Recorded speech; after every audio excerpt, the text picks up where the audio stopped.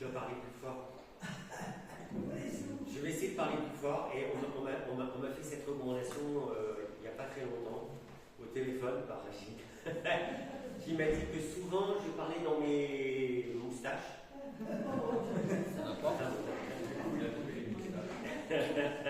Non, que souvent je n'articulais pas terrible et qu'on n'entendait pas tout ce qu'il fallait. Mais c'était pour avoir votre attention. C'est pour ça. Merci beaucoup, Dorothée. Ça va vraiment aller dans le sens du message de ce matin. Et je pense que le Saint-Esprit nous a vraiment édifiés ce matin et fait du bien. Je vais commencer par une histoire vraie. Mais quand je dis une histoire vraie, c'est une histoire vraie parce que c'est de la famille proche à moi. 2h du matin, cet été, le téléphone sonne. 2h du matin. Vivi, j'ai changé le nom pour pas que parce que c'est la famille. Je me sens pas bien. Vivi, je me sens vraiment pas bien. J'ai des angoisses, j'ai des douleurs dans le bras, ça va pas, Vivi. Et puis Vivi a dit attends, j'appelle les secours. J'appelle les secours. Vivi appelle le SAMU, explique, elle donne l'adresse. Puis les secours la rappellent, c'est un cabanon privé dans un parc d'attractions pour enfants. Oui, c'est bien là.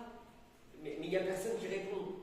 Puis Vivi qui dit mais défoncez la porte, je vous autorise, entrez, défoncez, entrez. Vous ne vous préoccupez pas par les dégâts, entrez, j'arrive, de toute façon, j'arrive. Vivi affolée, dans sa voiture, roule à toute vitesse, traverser Perpignan pour aller en bord de plage sur le parc gonflable. Plus de 30 minutes.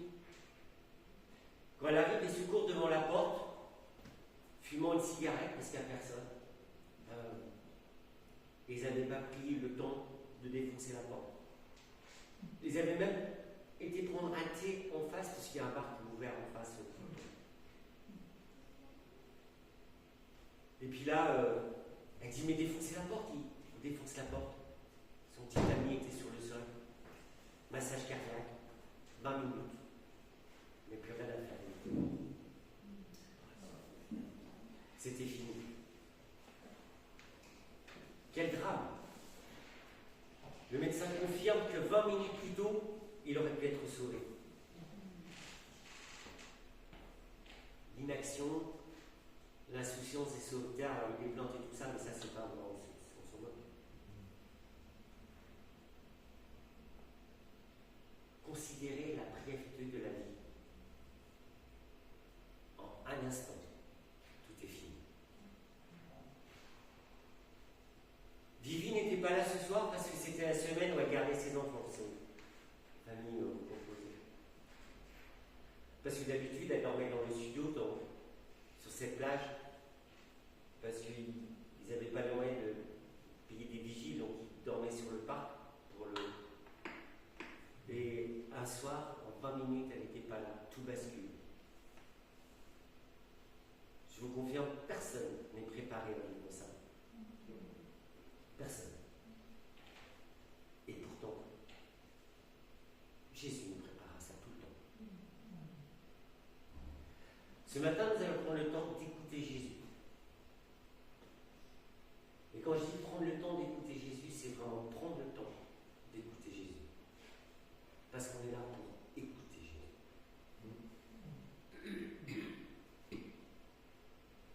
Prendre le temps d'écouter le message que Jésus nous adresse personnellement. Et je souhaite que notre désir ce matin soit d'entendre la voix de Jésus. Parce que Jésus a quelque chose à nous dire personnellement. S'il vous plaît, faisons taire tous les bruits de nos pensées, les bruits extérieurs. Que le silence dans notre cœur s'installe pour écouter la parole que Jésus veut nous dire. Luc 12, verset 5.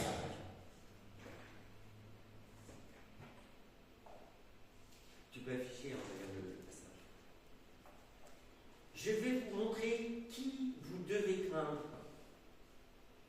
Craignez celui qui, après avoir tué, a le pouvoir d'envoyer dans la géhenne. Oui, je vous le dis, c'est celui-là que vous devez craindre. Et il continue, est-ce que l'on ne vend pas 5 moineaux pour 2 sous, or pas un seul n'est oublié au regard de Dieu? À plus forte raison, les cheveux de votre tête sont tous comptés. C'est intéressant comme verset. Soyez sans crainte, vous valez plus qu'une multitude de moineaux. Je vous dis, quiconque se sera déclaré pour moi devant les hommes, le Fils de l'homme aussi se déclarera pour lui devant les anges de Dieu. Mais celui qui m'aura renié en face des hommes sera renié à son tour en face des anges de Dieu.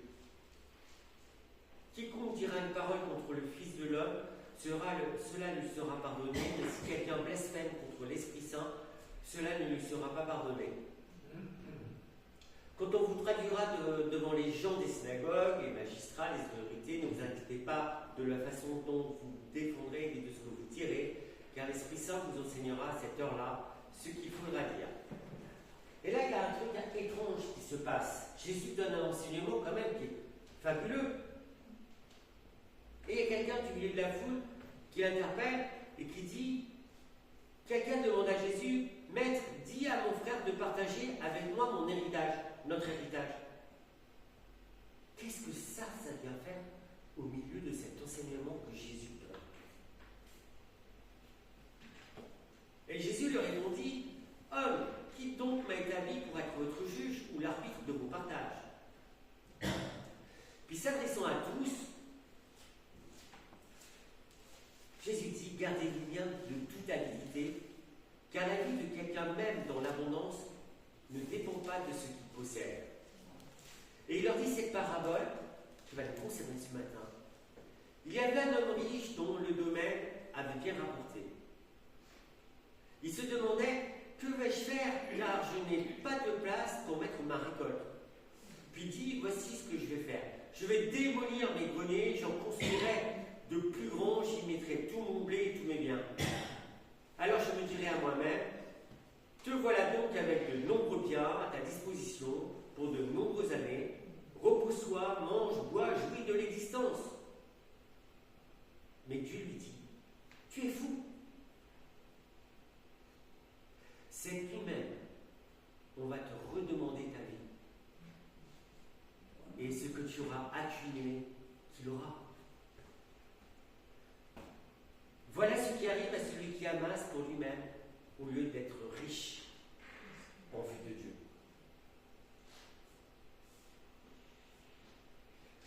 Voilà le message que Jésus nous adresse ce matin. La piété de la vie. Je ne sais pas quand est-ce que Dieu va me rappeler. Est-ce que je suis prêt? Pierre, est-ce que tu peux prier pour ces mots?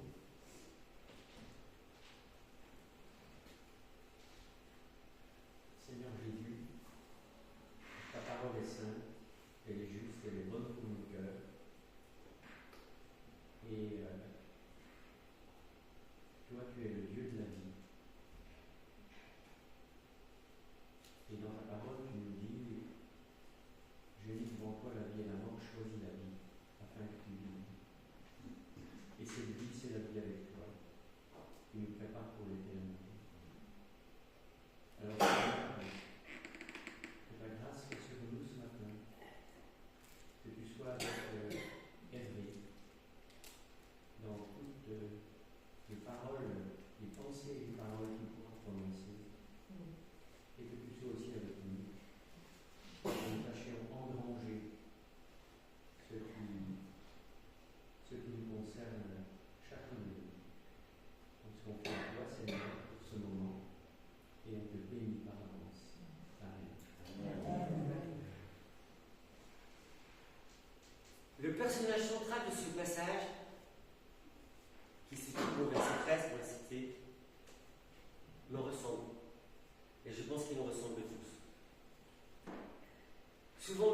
préoccupés par ce qui nous tracasse et nous sommes centrés sur notre problématique personnelle. À tel point que nous ne sommes plus en mesure d'écouter Jésus. Parce que c'est notre problématique qui prend toute la place. Et dans ce cas-là, ce qui est important, c'est nous. Jésus vient de donner tout un enseignement avec des choses incroyables, comme le verset 6 et 7. Est-ce que l'on rend pas 5 moineaux pour 2 sous? Or, pas un seul est oublié de Dieu, c'est-à-dire qu'on n'est pas oublié. À plus forte raison, les cheveux de votre tête sont tous comptés. Soyez sans crainte, vous valez plus qu'une multitude de moineaux. Jésus vient de dire ça, et tout d'un coup, quelqu'un l'interpelle sur une querelle d'héritage. L'inconnu qui interpelle Jésus est préoccupé par une seule chose, son héritage. Ce que Jésus peut dire ou faire passe au second plan. La question de si Jésus doit intervenir ou non dans son partage d'héritage ne se pose même pas. Je pourrais vous raconter l'histoire de comment c'était à l'époque, mais c'est pas ça qui importe.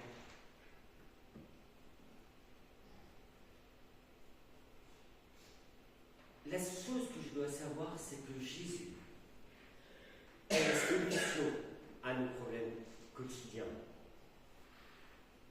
Et pourtant,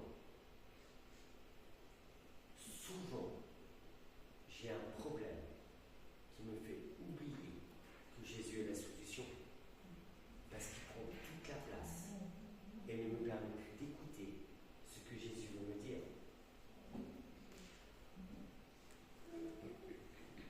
Qu'est-ce qui a pris toute la place dans mon cœur au point que je n'écoute plus Jésus? Est-ce que je suis comme ce monsieur, avec une problématique qui va l'empêcher de faire confiance en celui qui prend soin de chacun de nous, malgré toutes les apparences? Et Jésus répond bien: homme, qui donc m'a établi pour être votre juge ou l'arbitre de votre partage? Oui, Jésus pourrait l'être. Mais là, Dieu ne peut ni être juge, ni arbitre dans sa problématique. Parce qu'il passe à côté de l'essentiel. Avoir confiance en Dieu. L'essentiel qui est de laisser ma problématique entre les mains de Dieu pour chercher en premier son royaume. Même si mon héritage est perdu, mon héritage se trouve au ciel. Qu'est-ce que je préfère? Alors, mes problématiques qui sont là, des fois, je dois les laisser. La demande que fait cet inconnu nous rejoint et peut concerner toutes les richesses après lesquelles nous courons. La réussite sociale, notre évolution professionnelle, les études, la santé, toutes ces choses qui nous rassurent et que nous avons pour modèle parce qu'elles font partie d'un standard. Mais si Dieu ne répond pas à ce standard, est-ce que cela veut dire qu'il ne s'intéresse pas à nos soucis et à notre problématique? Je ne crois pas. Cherchez premièrement le royaume de Dieu et toutes choses vous seront données en plus. Je crois que nous devons laisser nos problématiques à Dieu, même si elles prennent une place considérable dans nos vies, parce que c'est normal qu'on ait des soucis. Et pourtant, on a des versets qu'on connaît par cœur. Déchargez-vous sur lui de tous vos fardeaux. Vous connaissez 1 Pierre 5, verset 5? On le connaît par cœur. Je pense que tout le monde peut le réciter. Je crois que souvent on voudrait que tout se règle d'un claquement de doigts. Mais ce que Dieu demande, c'est de le mettre lui en premier.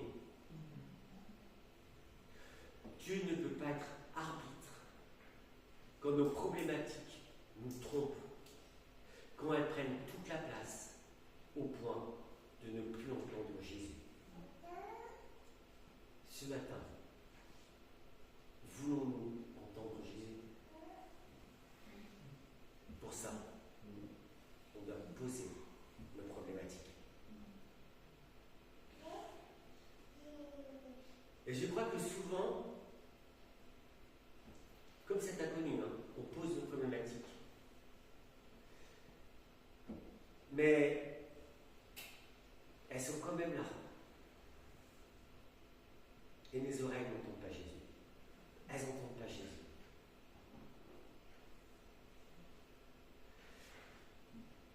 Je crois que de ce personnage central qui a posé cette problématique et qui n'a pas entendu Jésus, Jésus porte toute notre attention parce qu'il a répondu à la question de ce monsieur avec une parabole. Et c'est là où on doit écouter. Souvent, on pose des questions à Jésus et Jésus nous répond.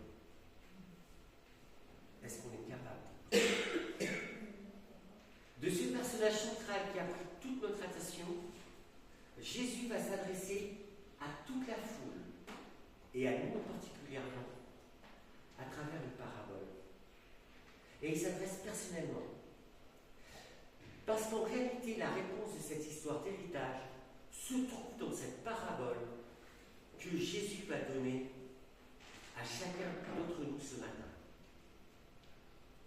Jésus met en avant, au travers d'une parabole, un homme qui a réussi socialement et matériellement. Cet homme fait attention afin de faire fructifier ses biens en prévision de l'avenir. Pour nous, c'est quelqu'un d'extrêmement sensé, de bien. Il travaille, certainement dur, et ne dépense pas sa fortune. Ça pourrait être pour nous une forme de prévoyance. On a vu qu'on a placé de l'argent sur le livret A, c'est une forme de prévoyance. Mais voilà que Jésus le décrit comme quelqu'un de tout sauf sensé. Parce que cet homme semble intelligent et riche en apparence, mais il lui manque l'essentiel. Il lui manque Dieu. Dans ce vide, parce qu'il est vide finalement, qu'est-ce qui va se retrouver face à Dieu? Je crois que l'enseignement de Jésus est important, particulièrement au verset 5. Et le verset 5 va prendre toute son importance là. Je vais vous montrer qui vous devez craindre. Craignez celui qui, après avoir tué, a le pouvoir d'envoyer dans la géhenne. Oui, je vous le dis, c'est celui-là que vous devez craindre. La particularité de notre vie sur Terre, c'est qu'on capitalise tout pour notre vie sur Terre. Et on fait ce que fait ce monsieur. Ma maison, mon travail, ma réussite, ma famille, l'argent que je passe de côté, capitalise. Jésus va beaucoup plus loin après en disant « Il n'est pas riche en Dieu », verset 11. Verset 21, pardon. Il a tout prévu, sauf une chose. Il n'avait pas prévu qu'il pouvait mourir à tout moment. Comme mon histoire d'introduction, qui est une histoire vraie. Ils ont pensé au studio pour être sur le parc, pour pouvoir le garder. Dans ce studio, tout était aménagé, il y avait tout. Le confort, la télé, tout. La douche. Mais il manquait quelque chose. Il manquait Dieu. Jamais il n'aurait pensé à une fin tragique. Bien au contraire. Ah, la réussite était là. Et cette histoire, comme par hasard, rejoint cette parabole. Il a pensé à tout. Construire des greniers. Et tout s'arrête subitement. Quelle tristesse. Dans ce vide abyssal, vous imaginez se retrouver devant Dieu vide. Qu'est-ce que je veux dire à Dieu?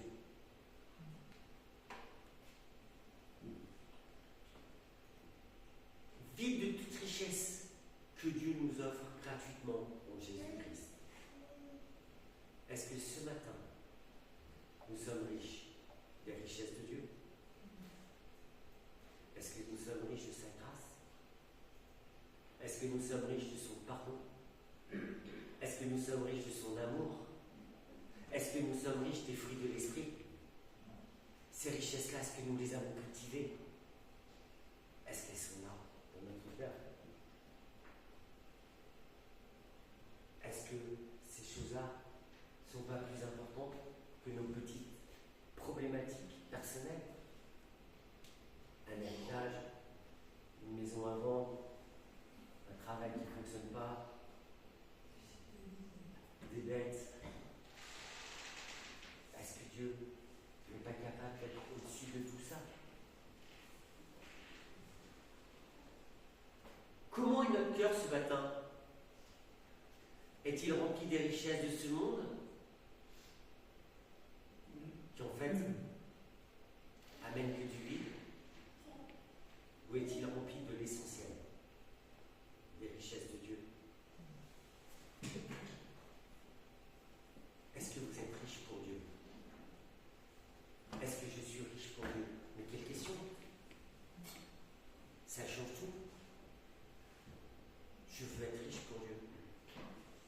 Ça va changer des choses dans ma vie quand même. Je ne sais pas si vous avez remarqué, il n'est pas reproché aux riches de cette parabole de cumuler pour l'avenir. Il est reproché de s'être enfermé dans une bulle égoïste et personnelle où Dieu n'a pas sa place. Et des fois, en tant que chrétien, dans notre problématique, Dieu n'a pas sa place. Ah, je peux le dire. Et j'en suis parfaitement conscient. Et pourtant, on prie, pourtant Dieu n'a pas sa place. La preuve, puisque la problématique est toujours là, et que c'est la première chose qui est importante pour moi, c'est ma problématique. C'est-à-dire que Dieu n'a pas sa place. C'est que je n'ai pas laissé cette problématique au pied de la croix, au pied de Jésus, pour me concentrer sur l'essentiel, qui est la richesse de Dieu. Dans quelle bulle nous sommes-nous enfermés? Mais ce n'est pas un reproche, c'est souvent naturel, on ne s'en rend pas compte. Et je crois que Jésus met le doigt sur quelque chose d'important pour chacun d'entre nous, dans notre cœur, parce qu'on se connaît personnellement. Il n'y a aucun jugement à porter sur chacun d'entre nous.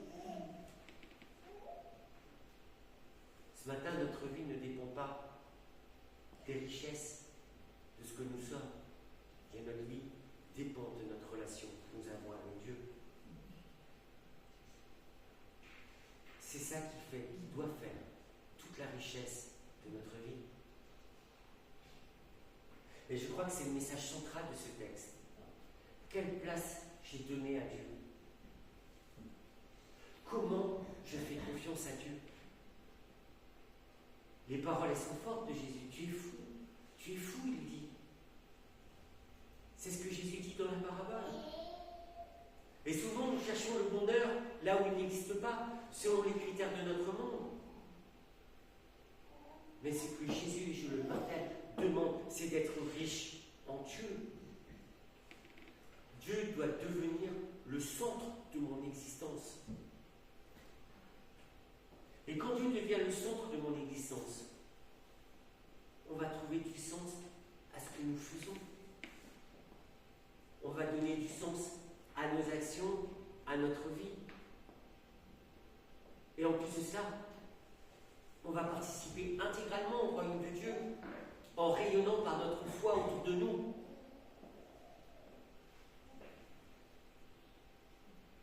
Et je vous promets que quand nous ferons ça, même quand tout sera obscur, en réalité tout sera clair à nos yeux. Parce qu'on pourra voir au-delà des apparences. Parce que notre finalité, c'est le royaume de Dieu. Et c'est Dieu qui tient tout dans sa main.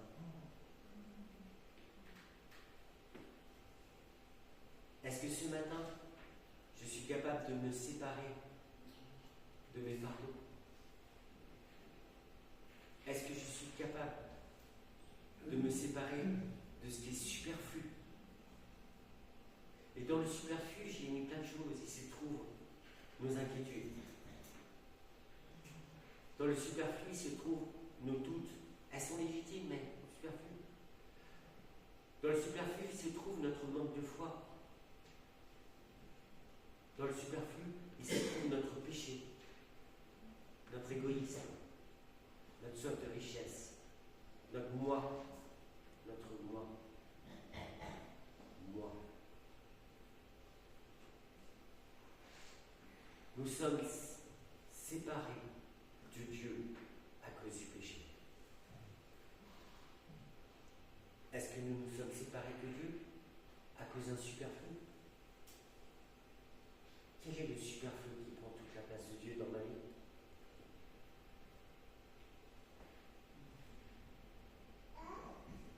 C'est en même temps une force pour se remettre en question. Comment sommes-nous avec Dieu? Est-ce que j'ai saisi pleinement la grâce que pardon offert en Jésus-Christ? Je suis persuadé que oui, pour chacun d'entre nous. Et pourtant, il reste des petits superflus qui gâchent tout ça. Je ne sais pas s'il y a des non-chrétiens dans la salle, pour ceux qui sont non-chrétiens. Ça va être dur.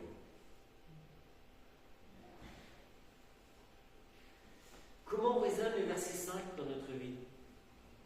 Et c'est particulièrement pour les non-chrétiens, et on devrait être des témoins, c'est important. Craignez celui qui, après avoir tué, a le pouvoir d'envoyer dans la géhenne. Oui, je vous l'ai dit, c'est celui-là que vous devez craindre. Il a une force quand même, le verset. Alors nous sommes sauvés, pas de souci. Mais on aura quand même des comptes à rendre à Dieu. Pour chasser cette crainte, Dieu nous a offert son salut, sa grâce, avec tous les dons pour être riches de lui. Et je sais que la plupart d'entre nous sont chrétiens. Ce matin, est-ce que vous voulez être riche de Dieu? Riche de Dieu pour garder que ce qui est utile. Riche de Dieu pour faire que ce qui est important. Riche de Dieu parce que c'est là ce qui est nécessaire et essentiel pour chacun d'entre nous. Jésus nous interpelle de manière individuelle afin que dans cette perspective, nous puissions entièrement lui confier nos doutes, nos soucis, nos inquiétudes, nos fardeaux. Que nous puissions aussi lui confier nos biens, parce que les biens c'est important.